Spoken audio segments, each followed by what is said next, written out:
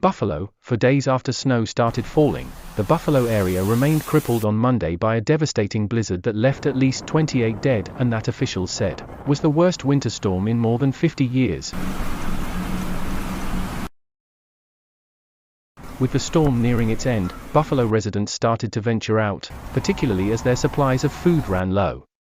But with many roads in western New York impassable, thousands still without power and more snow expected to continue falling through the end of the night on Monday. Officials said that conditions remained dangerous and that they expected the death toll could rise.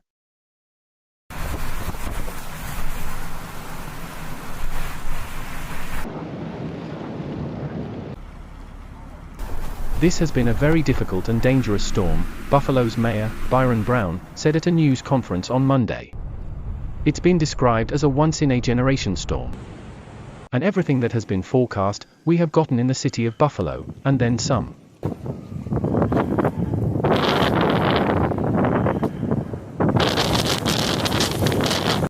A driving ban remained in place in Buffalo, a city of around 270,000 people, and in some of its immediate suburbs as the authorities pleaded with residents to remain home. Mr. Brown said that many of the city's streets had yet to be plowed, with the early focus on clearing paths for ambulances, police officers, rescue vehicles, and medical workers.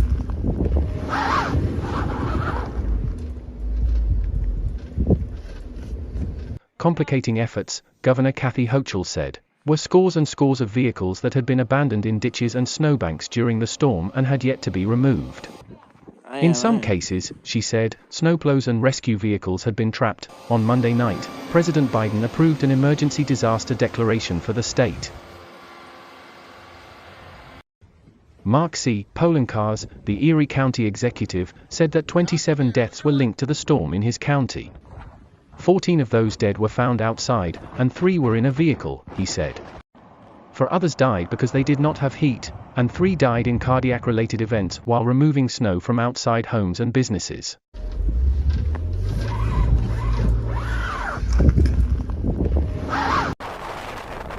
In Niagara County, the sheriff's office said a 27-year-old man in Lockport died of carbon monoxide poisoning after heavy snow blocked an external furnace, causing carbon monoxide to enter the house.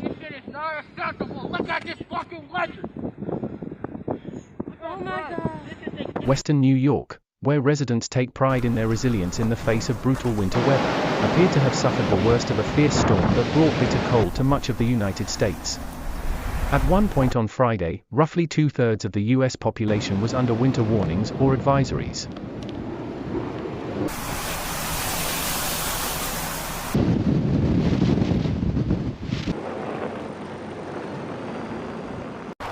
Other regions appeared to be recovering after strong winds took down power lines in the central, eastern and northern United States.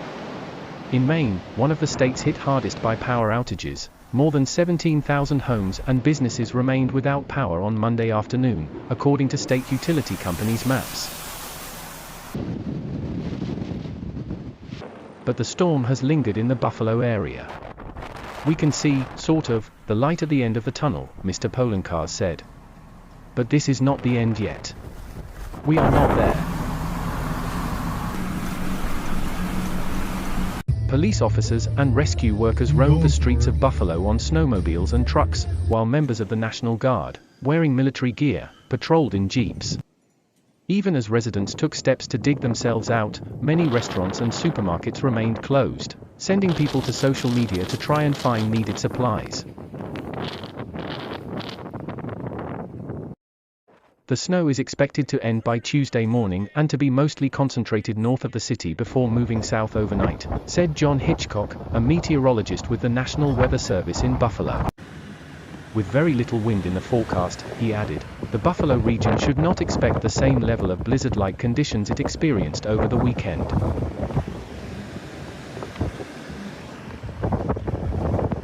The Weather Service said on Monday that more than 49 inches of snow was recorded over 3 days at Buffalo Niagara International Airport, the highest total in Erie County.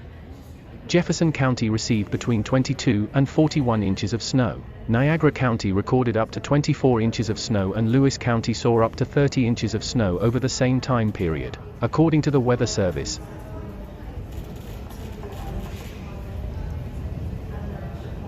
More than 11,000 customers remained without power in Erie County as of Monday evening. Mr. Polenkar said electricity might not get restored until Tuesday. Officials said the airfield at the Buffalo airport would remain closed until Wednesday morning. State officials said 4 electric substations had been knocked offline, but 2 had been fully repaired, and Mayor Brown said Buffalo was working with National Grid, the utility that serves the region, to bring the other 2 back to full operation. They got their guns, they got their brooms. Dave Bertola, a spokesman for National Grid, said that efforts to restore power had been slowed by unplowed roads and difficulties reaching downed and damaged power lines. The biggest challenge we've had is that with so much drifting snow, the visibility has been poor and streets were not plowed, he said. We're doing the best we can to get out there. Josh, my man, how we doing? How we doing? Bo Duffy, a spokesman for the New York State Police, said that more than 100 members of the state police were using snowmobiles and other special vehicles to help clear roads, reach stranded cars and move vehicles from roadways to make room for snowplows. Mr. Polenkar's and Ms. Hochul, who grew up in the Buffalo suburbs, said this week's storm was the worst in their memory. Wow. Both, at times, evoked comparisons to the city's blizzard of 1977, which left 28 people in the state dead. No one thought we'd see a blizzard worse than the one in '77 here, said Ms. Hochul, who was 18 at the time of that monumental storm. And we did this week.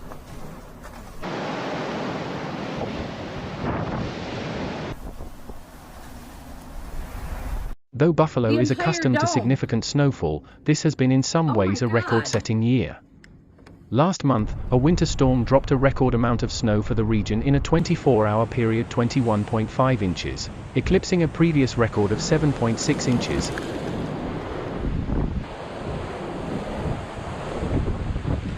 Ms. Hochul, at the time, said the state needed to take precautions to prepare for such storms, as climate change has appeared to make extreme weather more common.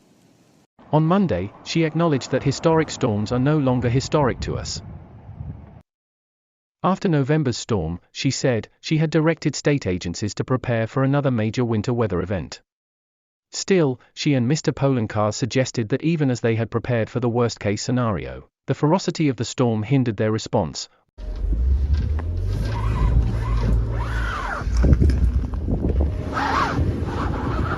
When Mother Nature literally shuts down and creates a wall that you cannot see past, it is not safe for, not only emergency vehicles, but for the trucks that are bringing groceries to the stores.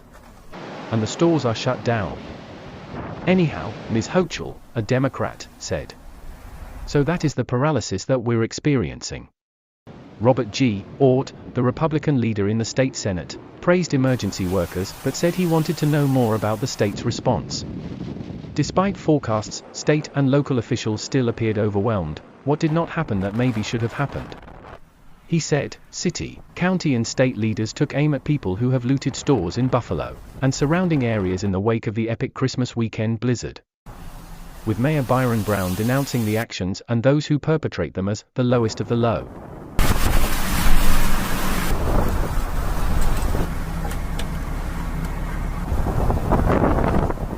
Buffalo Police Commissioner Joseph Gramaglia said police are aware of some reports of looting in the city. He confirmed that police have made a few arrests and helped to board up one store where the windows had been smashed. We just gotta go back in. We are aware of it. We are dealing with it, Gramaglia said. And of course we don't condone it. Buffalo Mayor Byron W. Brown went much further, denouncing the behavior in strong terms.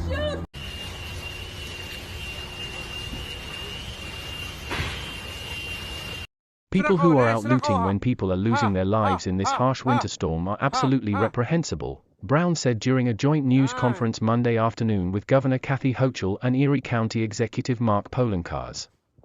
I don't know how these people can even live with themselves, how they can look at themselves in the mirror. They are the lowest of the low. People looting stores during a historic winter storm are the lowest of the low, according to Buffalo Mayor Byron Brown.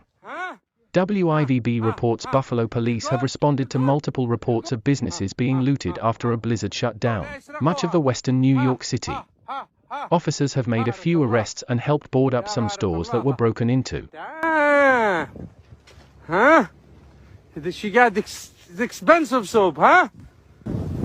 You want some? They empty it. Social media posts have shown people allegedly breaking into and robbing a Family Dollar, a 7-Eleven and Nickel City Liquor. Though a viral video from a ransacked Walmart was later said to be from a Philadelphia store in 2020. The Buffalo News reports a nearby Dollar General and a Rite Aid pharmacy also appeared to have been looted, while the Broadway Market reported stolen or damaged items including a safe, cash registers, an ATM machine, and vendor stands.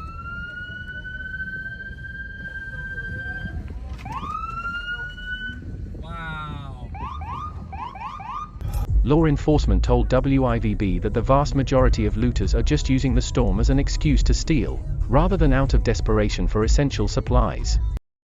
The Buffalo News reports about a dozen gas stations also reported looting or damage, affecting first responders and preventing fuel pumps from working. People who are out looting when people are losing their lives in this harsh winter storm is just absolutely reprehensible, Brown said Monday. I don't know how these people can even live with themselves, how they can look at themselves in the mirror. They are the lowest of the low.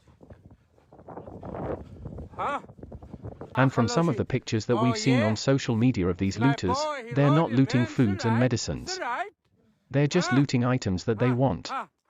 So these aren't people in distress, these are people that are taking advantage of a natural disaster, and the suffering of many in our community to take what they want from retailers, also potentially putting emergency response services at risk in the communities where they are looting.